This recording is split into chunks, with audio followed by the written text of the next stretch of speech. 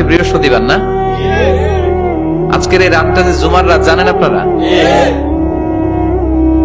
আমরা বাংলাদেশে মনে করি জুমার দিন শেষে যে রাতটা ওইটা মনে হয় জুমার রাত, আসলে ওইটা শনিবারের রাত। ইয়াউমুস সাবত, ইয়াউমুস সাবত, ইয়াউমুল আহাদ, ইয়াউমুল ইসনাইন, ইয়াউমুল সুলাসা, ইয়াউমুল আরবিআ, ইয়াউমুল খামিস, ইয়াউমুল জুমআহ।